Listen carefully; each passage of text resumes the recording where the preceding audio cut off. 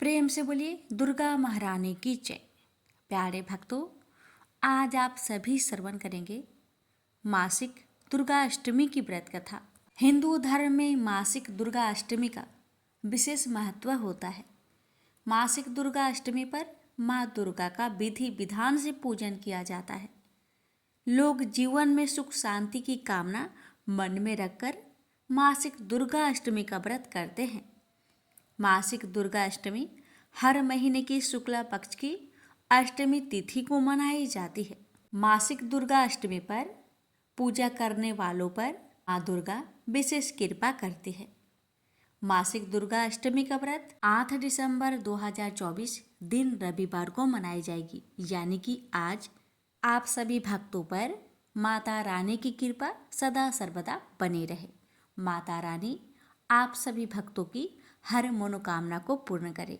इसी मंगल कामना के साथ आइए श्रवण करते हैं मासिक दुर्गा अष्टमी की व्रत कथा। प्राचीन समय की बात है। महाराज दनु के 2 पुत्र थे। उनके नाम रंभ और करम्भ थे। उन दोनों की बड़ी प्रतिष्ठा थी। वे दोनों संतानहीन थे, अतः पुत्र प्राप्ति के लिए तपस्या करने लगे। उन्होंने कई वर्षों तक तपस्या की। पंचनंद के पावन जल में तपस्या आरंभ हुई। करम्भ जल के अंदर दुष्कर तप करने लगा। रंभ परश्रेष्ठ दूध वाले बट वृक्ष के नीचे गया और पंचगिन की व्यवस्था करके तपस्या में लीन हो गया। जब रंग पंचागिन तपता हुआ साधना में तपतर हो गया, तब उन दोनों दैत्यों की स्थिति का पता लगने पर सचिपति इंद्र बहुत ही दुखी हो गए। वे स्वयं पंचनंद पहुँचे। ग्राह का भेष धारण करके उन्होंने जल में प्रवेश किया तथा तपस्या में निमग्न करम के पैर पकड़ लिए। उनके इस प्रयास से दुराचारी करम की जीवन लीला समाप्त हो गई। अपने भाई का मरण सुनकर रंभ के क्रोध की सीमा ना रही। उसके मन में ऐसी इच्छा उत्पन्न हुई कि अपना मस्तक अग्नि को भेंट कर दूं। अतः उसने सहसा बाएं हाथ से अपने सिर की चोटी पकड़ ली और दाएं हाथ से तीखी तलवार लेकर मस्तक को धड़ से अलग कर देना चाहा। इतने में ही उसे समझाने के लिए अग्निदेव वहां प्रकट हो गए। अग्निदेव ने कहा, दैत्य, तुम में बड़ी मूर्खता भरी हुई है, तभी तो अपना मस्तक काटने को तैयार हो गए हो। भला आत्महत्या जैसे अत्यंत अधम कर्म में तुम्हारी प्रवृत्ति कैसे हो गई? तुम्हारा कल्याण हो, इससे वर मांग लो। मन में जो भी इच्छा हो मांग सकते हो। अग्निदेव की बात सुन रंभ ने कहा, देवेश, यदि आप प्रसन्न हैं तो मुझे अभिष्ट वर देने की कृपा कीजिए। मैं तीनों लोकों पर विजय पाने वाला पुत्र चाहता हूँ, जिसको देवता, दानव और मानव कोई भी किसी प्रकार पराजित ना कर सके। वह अपनी इच्छा के अनुसार रूप धारण कर सके, उसमें असीम शक्ति हो। अग्निदेव ने कहा, ठीक है, तुम्हारी अभिलाषा पूर्ण होगी। महाभाग रंभ, जिस सुंदरी भाड़े पर तुम्हारा मन डिग जाए, उसी के गर्भ से महान पराक्रमी पुत्र तुम्हें प्राप्त होगा। अग्निदेव की बातें सुनकर रंभ ने उनके चरणों में मस्तक झुकाया और अपने स्थान की ओर चल दिया। रंभ का स्थान संपूर्ण समृद्धियों से संपन्न था। वह अनेक यक्ष मौजूद थे। पशु भावनापन राक्षस तो था ही, काम भाव से एक महिषी पर उस दानव की दृष्टि पड़ी। उस समय वह भैंस भी जवानी के मद में चूर थी। रंभ उस पर आसक्त हो गया। होनी बड़ी प्रबल होती है, उसके वीर्य से वह महिषी गर्भवती हो गई। उसी समय एक दूसरा भैंसा उस भैंस पर टूट पड़ा। अतएव उस भैंसे को मारने के लिए रंभ स्वयं सामने आ गए और उस पर झपटा। वह बलवान भैंसा भी कमांध था। उसने तुरंत अपने नुकीले सींगों से रंभ को चोट पहुंचानी शुरू कर दी। इससे वह दानव मूर्छित होकर भूमि पर गिर पड़ा और उसके प्राण शरीर से अलग हो गए। अपने स्वामी रंभ के मर जाने पर वह बेचारी महिषी भय से अत्यंत घबराकर वहां से भाग चली। वह वेगपूर्वक एक बट वृक्ष के नीचे जाकर यक्षों की शरण में चली गई। उसके पीछे लगा हुआ वह भैंसा भी वहां पहुंच गया। बल की अभिलाषा में तो वह चूर था ही। यक्षों ने देखा कि वह महिषी अत्यंत कतार होकर आंखों से आंसू गिरा रही है और भय से उसका कलेजा कांप रहा है। साथ ही पीछे दौड़कर आता हुआ भैंसा उन्हें दिखाई दिया। अतः उस महिषी की रक्षा करने के लिए यक्ष उस भैंसे का सामना करने के लिए तत्पर हो गए। अब उस भैंसे के साथ उन यक्षों का युद्ध छिड़ गया। यक्ष बाण बरसाने लगे। एक बाण ऐसा लगा कि उससे आहत होकर भैंसा तुरंत प्राणहीन होकर पृथ्वी पर गिर पड़ा। रंभ यक्षों का परम प्रेमी था, अतः उन्होंने उसकी लाश लेकर दाह संस्कार करने के लिए चिता पर रख दी। पति के शरीर को चिता पर देखकर महिषी के मन में भी निश्चित विचार हो गया कि मैं भी पति के साथ सती हो जाऊं। यक्षों के रोकते रहने पर भी उसके विचार में परिवर्तन नहीं हुआ। वह जलती हुई चिता में बैठ गई। उसने अपने प्रेमी पति को हृदय से चिपका लिया। उसी समय चिता के मध्य भाग से महाबली महिषासुर निकल आया। पुत्र पर कृपा करने वाला स्वयं रंभ भी एक दूसरा शरीर धारण करके रक्त बीज के रूप में चिता से निकला। यो महिषासुर और रक्त बीज, इन दोनों की उत्पत्ति महाबली रंभ से हुई। तदंतर मुख्य दानव एकत्र हुए और उन्होंने महिषासुर को वहां की राजगद्दी पर अभिषिक्त कर दिया। इस प्रकार महिषासुर नाम से प्रसिद्ध दानव संपूर्ण जगत पर शासन करने लगा। वर पा जाने के कारण उस पराक्रमी दैत्य को अत्यंत अभिमान हो गया। समस्त प्राणी उसके अधीन रहते थे। उसने समुद्र पर्यंत सारी पृथ्वी को अपने बाहुबल से जीतकर स्वयं उसकी रक्षा का भार संभाल लिया। फिर एक दिन वह दैत्य की विशाल सेना लेकर स्वर्ग लोक की ओर चल दिया। उसकी सेना इतनी विशाल थी कि धरती कांपने लगी, दिशाएं डोलने लगी और आकाश थरा उठा। महिषासुर की विशाल सेना ने इंद्र की राजधानी अमरावती को घेर लिया। इंद्र ऐरावत हाथी पर सवार होकर देवताओं की विशाल सेना लेकर महिषासुर की सेना को स्वर्ग लोक से भगाने के लिए चल पड़े। इंद्र की सेना को देखकर महिषासुर ने अपनी सेनापति बिडाल को आदेश दिया, बिडाल, इंद्र को अपनी शक्ति और अपनी सेना पर बड़ा गर्व है, जाओ इंद्र के गर्व को चूर चूर कर दो। आगे पाते ही बिडाल की विशाल सेना इंद्र की सेना से जा भिड़ी। दैत्यों और देवताओं की सेना में घमासान युद्ध होने लगा। चारों ओर हाहाकार मच गया। अचानक इंद्र के पुत्र जयंत ने सूर्य की किरणों की तरह चमचमाते 5 बाण धनुष चढ़ाए और बिडाल पर छोड़ दिए। जयंत के छोड़े हुए दिव्य बाण बिडाल के छाती से आकर लगे और वह बुरी तरह घायल होने के साथ ही मूर्छित होकर अपने रथ से गिर गया। बिडाल के सारथी ने उसे उठाकर रथ पर लिटा दिया और रथ लेकर महिषासुर की सेना शिविर की ओर भागा। युद्ध भूमि से लौटे घायल बिडाल के पीछे पीछे हथियार फेंकती हुई इंद्र की सेना को देखकर महिषासुर की क्रोध की सीमा ना रही। उसने अपनी विशाल गदा उठाई और अपने सेनाच्य चितूर, उग्रस्थ, उग्रवीर्य, असीलोमा, त्रिमन, बास्कक और अंधक आदि महादैत्यों के साथ एक विशाल सेना इंद्र की सेना पर टूट पड़ा। महिषासुर की विशाल सेना को देखकर ब्रह्मा, विष्णु और महेश भी इंद्र की सहायता के लिए युद्ध भूमि में आ गए। लेकिन महिषासुर ने अपनी असुरी शक्ति से असंख्य महिषासुर उत्पन्न कर दिए। ब्रह्मा, विष्णु और महेश जिस और भी देखते उन्हें असंख्य महिषासुर दिखाई देते थे। भगवान विष्णु ने अपने सुदर्शन चक्र को आज्ञा दी कि वह महिषासुर की इस असुरी माया को समाप्त कर डाले। लेकिन सुदर्शन चक्र जैसे जैसे महिषासुर की गर्दन काटता गया, नए नए महिषासुर पैदा होते चले गए। यह देखकर ब्रह्मा, विष्णु और महेश अपने अपने स्थानों को चले गए। ब्रह्मा, विष्णु और महेश के जाते ही इंद्र और उसकी सेना के पांव उखड़ गए। देव सैनिक अपने प्राण बचाकर भागने लगे। महिषासुर की विजयी सेना ने अमरावती में प्रवेश किया और इंद्र के ऐरावत हाथी कामधेनु गौ, उच्च श्रवा घोड़ा तथा अन्य सभी चीजों पर अधिकार कर लिया और बड़ी धूमधाम से इंद्र आसन पर बैठ गया। सारा स्वर्गलोक, तीनों लोकों के सम्राट महिषासुर की जय जयकार से गूंज उठा। पराजित देवता निरक्षितों की तरह वनों और पर्वतों में मारे मारे फिरने लगे। उन्होंने इंद्र से कहा, देवराज, अब यह जिंदगी बोझ बन गई है। आज देवताओं के पास ना घर है, ना तन ढकने को कपड़े। आखिर कब तक हम निरक्षितों का जीवन बिताते रहेंगे?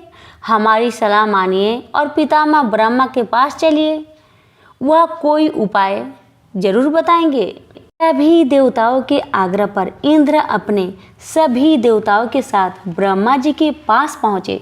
इंद्र बोले, पितामह, इंद्र आसन पर अधिकार कर लेने के बाद भी महिषासुर के अत्याचारों का अंत नहीं हुआ, कोई उपाय बतलाइए। ब्रह्मा जी बोले, मैंने महिषासुर को अवध्य और अपराजित होने का वरदान दिया है। उसे उसी वरदान का गर्व है, लेकिन मैंने वरदान देते समय ये भी कहा है कि उसे न तो पुरुष ही मार सकता है और ना ही पराजित कर सकता है। इंद्र बोले, इसका अर्थ क्या है? कोई स्त्री ही महिषासुर का वध कर सकती है? ब्रह्मा जी बोले, हाँ पुत्र, कोई स्त्री ही महिषासुर की अपार शक्ति से टक्कर लेकर उसका वध कर सकती है। इंद्र ने पूछा, ऐसी स्त्री कौन हो सकती है पितामह? ब्रह्मा जी ने कहा, चलो भगवान शिव के साथ भगवान विष्णु के पास चले, वही कोई उपाय सोच सकते हैं। ब्रह्मा जी भगवान शिव और इंद्र आदि देवताओं को लेकर क्षीर सागर में उस स्थान पर पहुंच गए जहां भगवान विष्णु शेषनाग की सैया पर शयन कर रहे थे।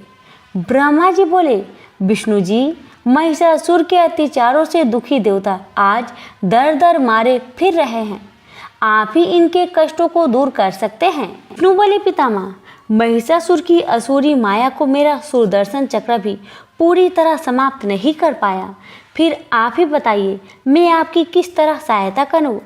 ब्रह्मा जी बोले, मैंने महिषासुर को अवध्य और अजय होने का वरदान देते समय कहा था कि संसार का कोई भी पुरुष उसका बाल भी बांका नहीं कर सकेगा। विष्णु बोले, इसका अर्थ है कि कोई नारी ही इस महादैत्य महिषासुर का वध कर सकती है? तब तो माँ भगवती के अतिरिक्त और कोई महिषासुर का वध नहीं कर सकता। वही योग निद्रा है, वही आदि शक्ति है। मुझ में, ब्रह्मा जी में और शिव में जो भी शक्ति और सामर्थ्य है माँ भगवती की दी हुई है। हमें माँ भगवती की ही स्तुति करनी चाहिए, वही संसार को महिषासुर के अत्याचारों से मुक्ति दिला सकती है। भगवान विष्णु की सलाह मानकर सभी देवता समुद्र तट पर आ गए और माँ भगवती की स्तुति करने लगे। तभी आकाशवाणी हुई, हे देवताओं, तुम सभी अपना अपना तेज एकत्र करो, मैं स्वगुण रूप धारण करके तुम्हारा उद्धार करूंगी। आकाशवाणी सुनकर ब्रह्मा, विष्णु और शिव के साथ अन्य सभी देवताओं का तेज इकट्ठा होकर जगमगाते पर्वत के रूप में दिखाई देने लगा। इसकी ज्योति की किरण लपलपाती लपटों की तरह दसों दिशाओं में फैली हुई थी। फिर वह ज्योति पुंज बड़ी तेज सी नारी के रूप में वर्तन होने लगा और उसने देवी का रूप धारण कर लिया। उसके प्रकाश से तीनों लोग जगमगा उठे। देवी का मुख शंकर के तेज से बना, यमराज के तेज से सिर के बाल निकल आए, भगवान विष्णु के तेज से उनकी भुजाएं उत्पन्न हुई, चंद्रमा के तेज से दोनों स्तन और इंद्र के तेज से कमर पैदा हुई। देवी की जांघें और पिंडालियाँ वरुण की तेज से निस्तंभ, पृथ्वी की तेज से हाथों की उंगलियाँ, वस्तुओं की तेज से दोनों चरण, ब्रह्मा की तेज से पैरों की उंगलियाँ सूर्य के तेज से पैदा हुई, प्रजापति के तेज से दांत और अग्नि की तेज से आँखें, संध्या की तेज से भौहें और वायु की तेज से कानों की उत्पत्ति हुई। सभी देवताओं ने देवी को अपने अपने अस्त्र शस्त्र भेंट कर दिए। इस बीच सूर्य ने देवी के रोम रोम में अपनी किरणों का तेज भर दिया। क्षीर सागर ने 2 दिव्य वस्त्र और उज्जवल हार भेंट किए। समुद्र ने चूड़ामणि, कुंडल अर्धचंद्र भेंट किए, शेषनाग ने नागहार भेंट किया। अनेक प्रकार के अस्त्र शस्त्रों से सुसज्जित होने के बाद देवी ने कहा, देवताओं, अब तुम भय से मुक्त हो जाओ। अब महिषासुर आपका कुछ नहीं बिगाड़ पाएगा। मैं शीघ्र ही उसे मारकर उसके सभी साथी दैत्य को यमलोक पहुंचा दूंगी। तुम जो कुछ खो बैठे हो तुम्हें प्राप्त हो जाएगा। यह कहकर माँ भगवती ने इतनी जोर से अट्टहास किया कि 10 दिशाएं पृथ्वी और आकाश से थर्रा उठे। दानव भयभीत हो उठे और अभिमानी महिषासुर देवी की भयंकर गर्जना सुनकर क्रोध से तमतमा उठा। हजारों बादलों की गर्जना जैसी यह भयंकर आवाज किसकी थी? सैनिकों, दौड़कर जाओ और मालूम करो। माँ भगवती के गर्जने की आवाज अभी तक गूंज रही थी। उस गूंज का पीछा करते हुए महिषासुर के सैनिक उस स्थान पर पहुंच गए जहां माँ भगवती अपने सिंह के साथ बैठी थी। उस देवी को देखकर महिषासुर के सैनिक भागे भागे महिषासुर की राजसभा में आए। उन्हें देख महिषासुर ने पूछा, कुछ पता चला सैनिकों? वह आवाज किसकी थी? सैनिक बोले, महाराज, निकट की पर्वत पर एक ऊंची चट्टान पर एक बहुत ही सुंदर स्त्री बैठी है। हालांकि वह तरह तरह के अस्त्र शस्त्रों से सुसज्जित है, लेकिन उस जैसे सुंदर स्त्री तीनों लोकों में दूसरी नहीं मिलेगी। वह तो आपके राजभवन में शोभा की योग है। सैनिकों की बात सुनकर महिषासुर ने अपने सेनापति चिछुक को आदेश दिया, सेनापति, जाओ और उस स्त्री को सम्मान सहित यहाँ ले आओ। आज्ञा पाकर सेनापति चिछुक कुछ सैनिकों को साथ लेकर माँ भगवती के पास पहुँचा। बोला, सुंदरी, आप इस निर्जन वन में अकेली क्यों बैठी हो? आपको तो दैत्यराज महिषासुर की महारानी होना चाहिए था, जो इस समय तीनों लोकों के स्वामी हैं। माँ भगवती गुस्से से तमतमाकर बोली, महादैत्य चिछुक, मैं महिषासुर की अभिलाषा को चूर चूर करके उसे यमलोक पहुंचाने के लिए यहाँ आई हूँ। जाकर महिषासुर से कहो कि वह मुझसे युद्ध करे। चिछुक ने आकर माँ भगवती का संदेश महिषासुर को सुनाया तो वह क्रोध से तमतमाकर बोला, सेनापति चिछुक, अपने साथ एक विशाल सेना लेकर जाओ। मेरा विचार है कि वह सुंदरी उस सेना को देखते ही भयभीत हो उठेगी और चुपचाप तुम्हारे साथ चली आएगी। आज्ञा पाकर चिछुक दैत्यों की एक विशाल सेना लेकर माँ भगवती के निकट पहुंचा तो उस भयंकर सेना को देखकर डरने की बजाय माँ भगवती ने अपना धनुष उठाया और इतनी तेजी से बाण बरसाने लगी कि चिछुक और उसकी सैनिक ने हथियार हाथों में भी न ले सके। माँ भगवती की भीषण बाण बरसा ने असंख्य दानव सैनिकों को मौत के घाट उतार दिया। उसमें सेनापति चिछुक भी शामिल था।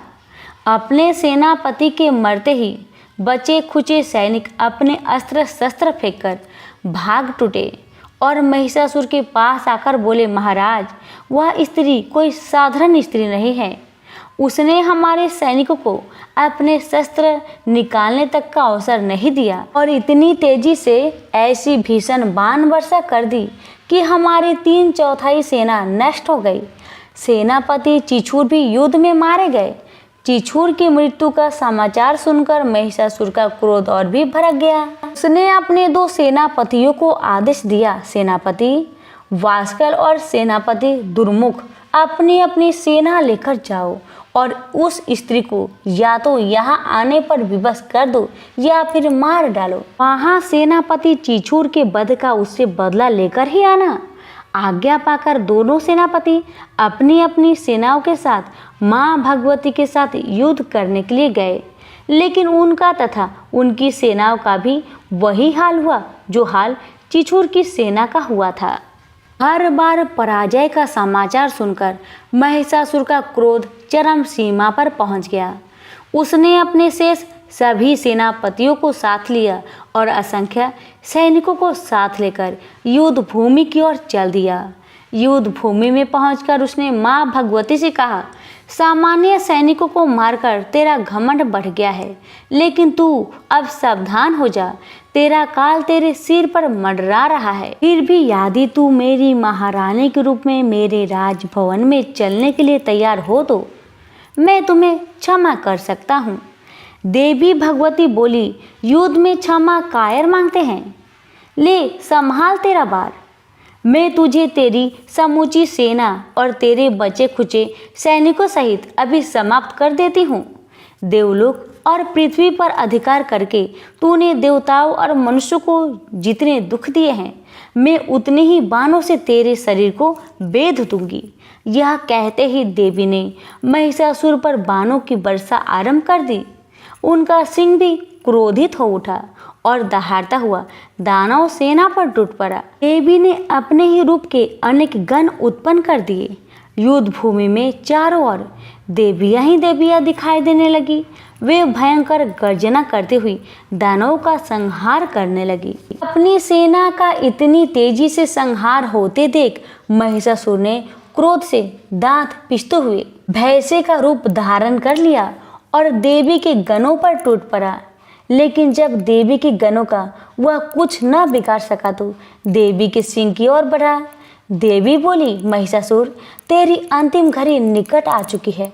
जब तक मैं मधुपान करती हूँ तब तक तू और गरज ले। महिषासुर बोला, मूर्ख स्त्री, मैं अजय हूँ। संसार का बड़े से बड़ा योद्धा भी न तो मुझे मार सकता है न पराजित कर सकता है।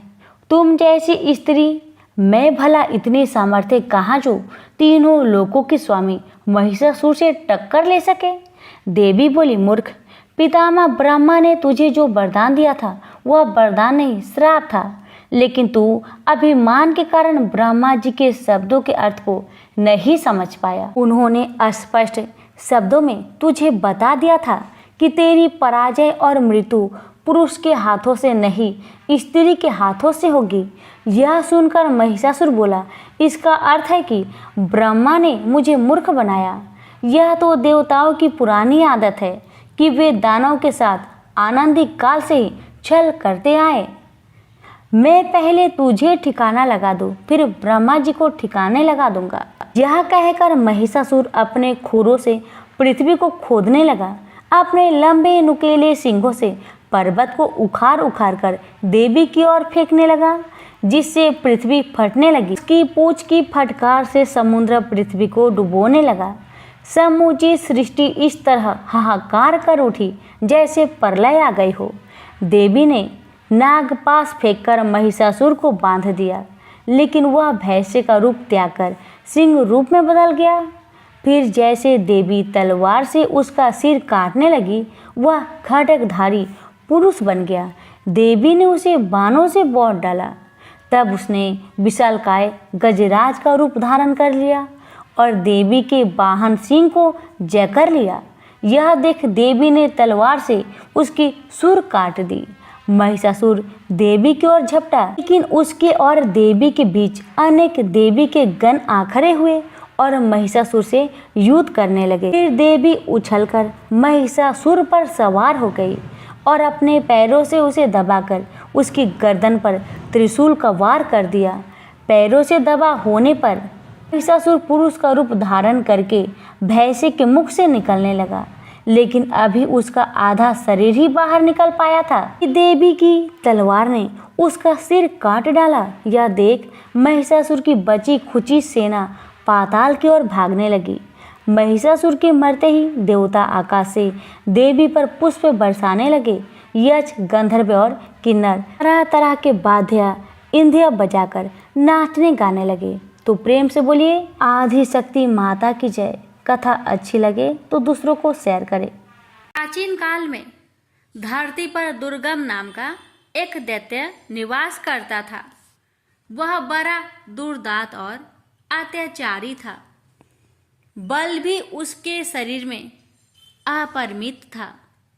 वह जब जोर से हंसता था तो उसके मुख से अग्नि की चिंगारियां निकलती थी। दुर्गम ऋषि मुनियों और संतों पर अपना अधिकार स्थापित करना चाहता था। उन्हें अपने संकेत पर चलाना चाहता था। पर प्रयत्न करने पर भी उसकी यह इच्छा पूरी नहीं हो पाती थी। कारण ये था कि ऋषि मुनियों के पास वेदों का ज्ञान था, सिद्धियां थी।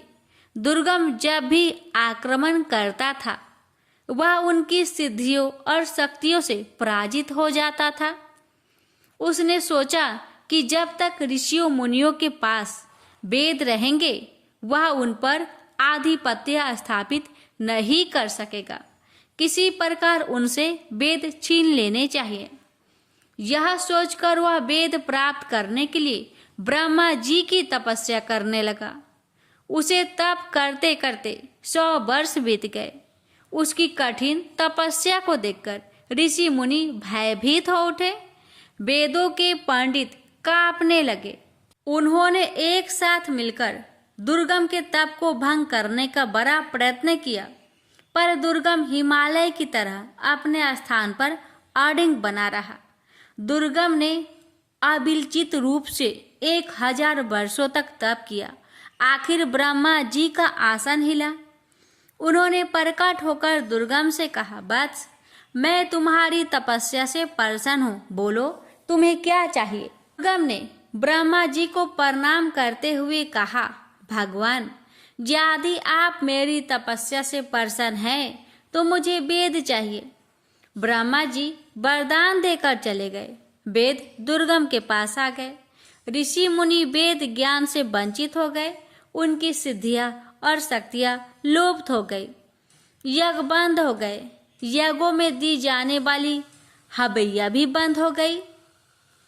हवैयों से परिपुष्ट होने वाले देवता निर्बल हो गए। दुर्गम ने देवलोक पर आक्रमण करके सहज ही उसे अपने अधिकार में ले लिया। देवता देवलोक छोड़कर भाग गए। उधर धरती पर पानी न बरसने के कारण अकाल पड़ गया। मनुष्य, पशु, पंछी सभी जल और अन्न के अभाव में भूखे मरने लगे। चारों ओर हाहाकार मच गया। भूख से व्याकुल प्रजा राजा के द्वार पर पहुंची, पर राजा के भंडार में भी अन्न का नाम तक नहीं था। राजा दुखी प्रजाजनों के साथ ऋषियों के पास गया। ऋषियों ने कहा, राजन, हम क्या कर सकते हैं? हम वेद मंत्रों को भूल गए हैं। ब्रह्मा जी के वरदान से वेद दुर्गम के पास चले गए हैं। पृथ्वी पर न यज्ञ हो रहे हैं, न देवताओं को हविया दी जा रही है। देवता निर्बल हो गए हैं। वे कुछ भी नहीं कर सकते। इस महासंकट को दूर करने के लिए क्या किया जाए, सोच विचार होने लगा। आखिर निश्चय हुआ कि हम सबको शक्ति की आराधना करनी चाहिए। राजा, प्रजाजन और ऋषि मुनि नदी तट पर उपस्थित हुए और अंतरकंठ से देवी को पुकारने लगे, माँ, हम दुखियों की रक्षा करो, हम तुम्हारी शरण में हैं। इस महाभयानक संकट की घड़ी में तुम्हें छोड़कर हमारा और कोई सहायक नहीं है। माँ, हे जगजननी, हम पर दया करो, हमें इस संकट से उबारो। अंतरकंठों की पुकार से भगवती दुर्गा द्रवित हो उठी। वे 1000 भुजाओं के साथ प्रकट हुई। उनके बहुत से नेत्र थे। वे अपने हाथों में भांति भांति के अस्त्र शस्त्र धारण किए हुए थी। उनकी आंखों से आंसुओं की बूंदें गिरने लगी। उन बूंदों ने प्रचंड धारा का रूप धारण कर लिया। धारा वेग से ऊपर उठी और देवलोक में जा पहुंची। दुर्गम उस प्रचंड धारा को देखकर भयभीत हो उठा। वह देवलोक छोड़कर भाग खड़ा हुआ। उसके हाथ से वेद छूट गए। धारा वेदों को लेकर धरती पर लौट आई। उसने वेदों को ऋषि मुनियों को सौंप दिया। ऋषि मुनियों ने माँ दुर्गा से प्रार्थना की, माँ, अब आप हमें छोड़कर न जाए, यहीं धरती पर निवास करें। भगवती दुर्गा ने ऋषि मुनियों की प्रार्थना स्वीकार कर ली। वे अपने लोक न जाकर धरती पर ही रह गई। कहते हैं, हारपुर की शाकंभरी देवी वही देवी है जिनके आंसुओं की प्रचंड धारा में दुर्गम सदा सदा के लिए लुप्त हो गया था और जिन्होंने उससे वेद छीनकर पुनः ऋषियों को सौंप दिए थे। प्रेम से बोलिए दुर्गा माता की जय। देवी सची परम पिता परमात्मा की आदि शक्ति की एक कला मानी जाती है, एक रूप मानी जाती है। पूर्व काल में जब कहीं स्वयंवर होते थे, अर्थात राजा महाराजा अपनी कन्या के विवाह के लिए विभिन्न राज्यों के राजकुमारों को आमंत्रित करके उनमें से अपनी पसंद के वर को चुनने का कन्या को अवसर देते थे, तो देवी सची की ही सर्वप्रथम आह्वान करके स्थापना की जाती थी तथा उनकी पूजा अर्चना करके स्वयंवर की रस्म प्रारंभ होती थी। ऐसा माना जाता था कि देवी सची की आराधना करने से स्वयंवर में किसी प्रकार विघ्न नहीं पड़ता। इस प्रकार सची स्वर्ग के भोगों के बीच जल में कमल के समान निर्लिप्त रह रही थी कि अचानक स्वर्ग को भी दुखों ने आ घेरा। देवराज से एक भयानक भूल हो गई। यद्यपि उनका कार्य ही पृथ्वी पर सुख और शांति रखने के लिए असुरों और दानवों का नाश करना था, लेकिन उन्होंने एक बार बिना विचार किए भगवान के भक्त पितासुर का वध कर डाला। चारों ओर उनकी बुराई होने लगी। जिसने भी सुना इंद्र की निंदा की। चारों ओर से इंद्र पर जब घृणा और निंदा की बौछार पड़ने लगी तो वह देवलोक छोड़कर भाग गए और मान सरोवर में जाकर एक कमल नाल में छिपकर बैठ गए। देवताओं ने इंद्र को बहुत खोजा, लेकिन जब इंद्र कहीं नहीं मिले तो उन्होंने ऋषि मुनियों से सलाह करके नहुस को इंद्र आसन पर बैठा दिया। इंद्र का पद पाकर नहुस में अहंकार जाग उठा। उसने एक दिन राजसभा में कहा, गुरुदेव, आज मैं इंद्र के सिंहासन पर बैठा हूँ। सारे देवलोक पर मेरा अधिकार है। एरावत हाथी, उच्च श्रवा घोड़ा, कामधेनु गाय और परिजात मेरे अधिकार में है। इस पर इंद्र के वे सभी चीजें मेरे अधिकार में हैं जो अभी तक इंद्र के अधिकार में थी। फिर इंद्र की पत्नी सची अभी तक मेरे भवन में क्यों नहीं आई? इंद्र होने के नाते वह मेरी पत्नी है। उससे कहिए कि वह आज रात मेरे रंग भवन में आ जाए और फिर वहीं रहे। नहुस का संदेश लेकर गुरु बृहस्पति जब इंद्र की पत्नी सची के पास पहुंचे तो सची परेशान हो उठी। वह बोली, गुरुदेव, मैं पतिव्रता स्त्री हूँ। अपने पति के अतिरिक्त मैंने आज तक किसी परम पुरुष की ओर आंख उठाकर भी नहीं देखा। मैं नहुस की इस आज्ञा का पालन कैसे कर सकती हूँ? बृहस्पति बोले, इंद्राणी, इस संकट से यदि तुम्हें कोई उबार सकता है तो वह केवल माँ भगवती दुर्गा ही है। तुम उन्हीं की आराधना करो, वही तुम्हारी सहायता करेगी। सची बोली, ठीक है गुरुदेव। जाकर नहुस से कह दीजिए कि मैं आजकल देवी की आराधना कर रही हूँ। जब मेरी आराधना समाप्त हो जाएगी मैं स्वयं नहुस को अपने भवन में बुला लूंगी। बृहस्पति सची का संदेश लेकर नहुस के पास चले गए तो सची ने देवी की आराधना करनी आरंभ कर दी।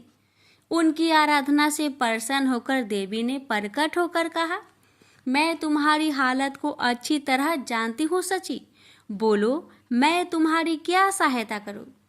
सची बोली, माँ भगवती, न जाने मेरे पति कहाँ चले गए हैं। सारे देवता उन्हें खोज खोज कर थक गए हैं। मैं उनसे मिलना चाहती हूँ। भगवती दुर्गा बोली, मैं जानती हूँ कि इंद्र इस समय कहाँ हैं। तुम मान सरोवर पर चली जाओ, वहाँ मेरी एक मूर्ति रखी है। उस मूर्ति को लोग विश्वकामा देवी के नाम से पुकारते हैं। इंद्र आजकल नियमित रूप से उसी मूर्ति की पूजा करते हैं। वह तुम्हें वही मिल जाएंगे। सची बोली, जग जननी, नहुस को इंद्र का पद पाकर इतना अहंकार हो गया है कि वह देवलोक की प्रत्येक वस्तु की तरह मुझ पर भी अपना अधिकार समझने लगा है। उसने कहा है कि मैं उसके भवन में जाकर उसकी पत्नी के रूप में रहूं। भगवती दुर्गा बोली, नहुस से बचने का उपाय तुम्हें बता देती हूँ। तुम कल नहुस के पास संदेश भेज देना कि किसी ऐसी सवारी से मेरे भवन में पधारे, इसे ऋषि ढोकर लाए। देवी की कृपा से उसी दिन मान सरोवर पर सची की इंद्र के साथ भेंट हो गई और दूसरे दिन उन्होंने एक दासी से कहकर वह संदेश नहुस के पास भिजवा दिया जो देवी ने बताया था। दासी वह संदेश लेकर नहुस की राजसभा में पहुंची और बोली, महाराज नहुस की जय हो। मैं देवराज इंद्र की पत्नी सची की दासी हूँ। उन्होंने मेरे द्वारा आपके लिए एक संदेश भेजा है। उन्होंने कहा है कि आज रात अपने भवन में वो आपका स्वागत करना चाहती है। नहुस बोला, ओ, यह तो बड़ी प्रसन्नता की बात है। हम रात को सची के भवन में पहुंच जाएंगे। दासी बोली, अवश्य पधारिए महाराज, लेकिन आप देवी के भवन में किसी ऐसी दिव्य सवारी में बैठकर जाए जिसे ऋषि ढो रहे हों। दासी के जाने के बाद नहुस ने सभी ऋषि मुनियों को बुलाकर कहा, आप सब लोग मेरी बात ध्यान से सुनिए। मैं आजकल इंद्रलोक ही क्या समूचे विश्व का स्वामी हूँ। जिस तरह इंद्र का राज्य और समस्त चल अचल संपत्ति का स्वामी मैं हूँ, उसी तरह पहले इंद्र की पत्नी सची ने भी मुझे अपना पति स्वीकार कर लिया है। ऋषि बोले, यह आप क्या कह रहे हैं महाराज? विश्वास नहीं होता। सची जैसी साध्वी स्त्री ऐसा कैसे कर सकती है? नहुस बोला, आपको विश्वास करना ही पड़ेगा, क्योंकि अभी अभी एक दासी ने मुझे आकर बताया है कि पिछले इंद्र की पत्नी सची ने मुझे पति के रूप में स्वीकार कर लिया है। ऋषि बोले, यह आप क्या कह रहे हैं महाराज? विश्वास नहीं होता। सची जैसी साध्वी स्त्री ऐसा कैसे कर सकती है? नहुस बोला, आपको विश्वास करना ही पड़ेगा, क्योंकि अभी अभी एक दासी ने मुझे आकर बताया कि पिछले इंद्र की पत्नी सची ने मुझे पति के रूप में स्वीकार कर लिया है और कहा है कि मैं ऐसी दिव्य सवारी में सवार होकर सची के भवन में पहुंचूं जिसे ऋषि ढो रहे हों। ऋषि बोले, ऐसी भला कौन सी सवारी है जिसे ऋषि ढोते हैं? हमने तो आज तक ऐसी सवारी नहीं देखी। नहुस बोला, ऐसी सवारी पालकी होती है। आप लोग उसे कहारों के स्थान पर अपने कंधों पर ढोकर ले चलेंगे। मैं इंद्र हूँ, आपको मेरी इस छोटी सी आज्ञा का पालन हर हालत में करना होगा। नहुस की इस आज्ञा को सुनकर ऋषियों को बहुत बुरा लगा। जी चाहा कि नहुस को श्राप दे दे, लेकिन अचानक उनके मन में माँ भगवती ने एक नई भावना जगा दी। उन सभी ने सोचा कि नहुस के सर्वनाश के दिन निकट आ गए हैं, इसलिए उन्हें शांत रहना चाहिए। नहुस ने बड़ी बेचैनी से शाम की प्रतीक्षा की। शाम होते ही उसने ऋषि मुनियों को बुला लिया और एक खुली हुई पालकी में जा बैठा। ऋषियों ने पालकी के दोनों ओर निकले डंडे उसके कंधों पर रख लिए और सची के भवन की ओर चल दिए।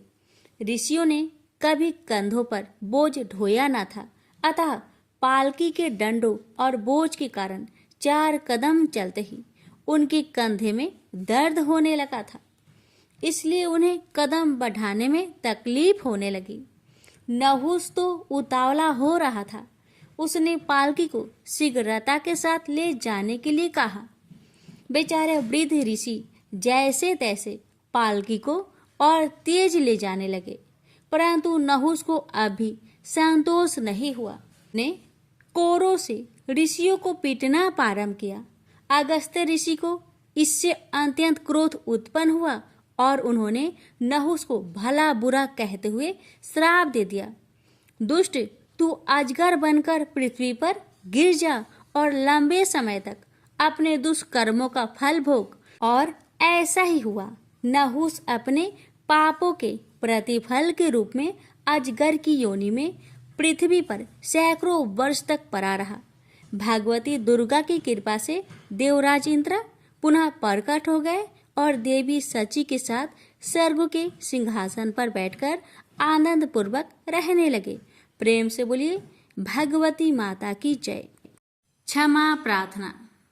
हमें देवी माता से इस प्रकार क्षमा याचना करनी चाहिए। हे परमेश्वरी, मेरे द्वारा रात दिन बहुत से अपराध होते रहते हैं। मुझे अपना दास समझकर मेरे उन अपराधों को आप कृपा पूर्वक क्षमा करिए। परमेश्वरी, मैं आह्वान करना नहीं जानती, विसर्जन करना नहीं जानती तथा पूजा करने का ढंग भी नहीं जानती। हे माँ, मुझे क्षमा करिए। देवी सुरेश्वरी, मैंने जो मंत्रहीन ना मंत्रों को मैं जानती हूँ, क्रियाहीन ना क्रियाओं को जानती हूँ और भक्तिहीन ना भक्ति के प्रकार जानती हूँ। पूजन क्या है वह सब आपकी कृपा से पूरे हो। सैकड़ों अपराध करने के बाद भी जो आपके शरण में आके जगदम्बा कहकर पुकारता है उसे वह गति प्राप्त होती है, जो ब्रह्मादि देवताओं के लिए भी पाना आसान नहीं है।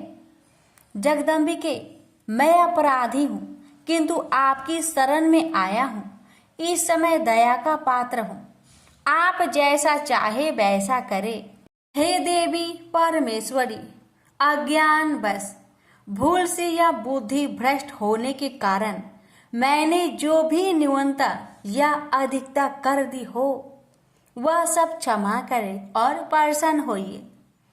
सच्चिदानंद स्वरूपा परमेश्वरी, जगत माता कामेश्वरी, आप प्रेम पूर्वक मेरी यह पूजा स्वीकार करें और मुझ पर प्रसन्न रहे।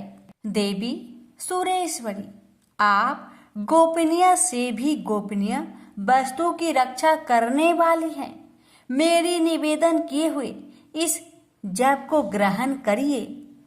आपकी कृपा से मुझे सिद्धि प्राप्त हो। इस प्रकार क्षमा प्रार्थना मंत्र के पाठ से दुर्गा माता आपके जाने अनजाने में हुए सारे अपराधों को क्षमा करेंगी और उनकी कृपा सदैव आपके ऊपर बनी रहेगी। तो प्रेम से बोलिए जगदम्बा माता की जय।